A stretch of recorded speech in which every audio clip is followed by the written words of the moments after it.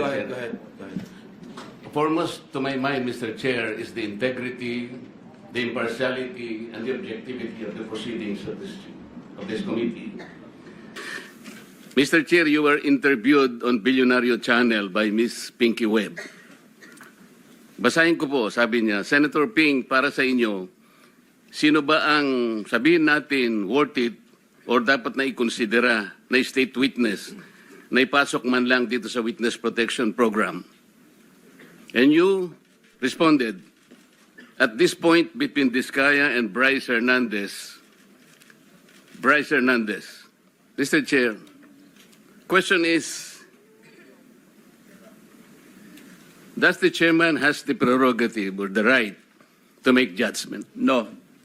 That's my perspective, no? That's my personal opinion outside of the hearing or outside of this hall. So don't question my opinion.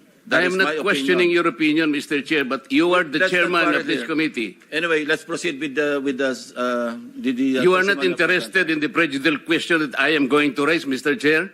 Go ahead, you raise your Kaya nga sinasabi ko sa inyo You're an questioning my investigator, opinion. we are investigating. Away kagad tayo rito. Mr. Chair, we are still in the Hearing is suspended. investigating.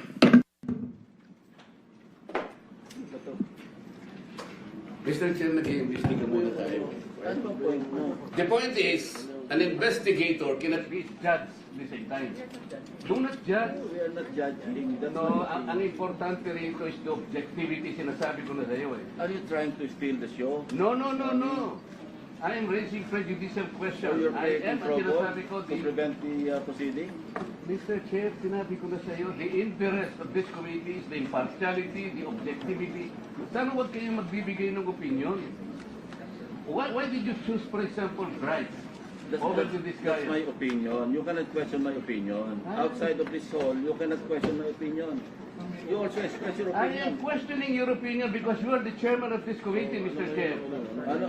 What's your prediction? Ang mangyayari nito, so, mas credible si Bryce kaysa Diskaya. Bakit ganon?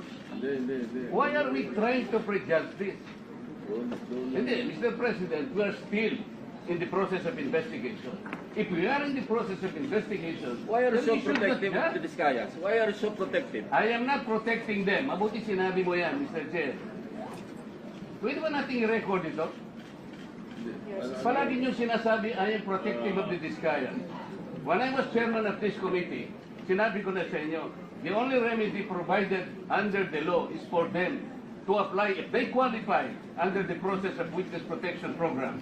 That's all what I did. Session is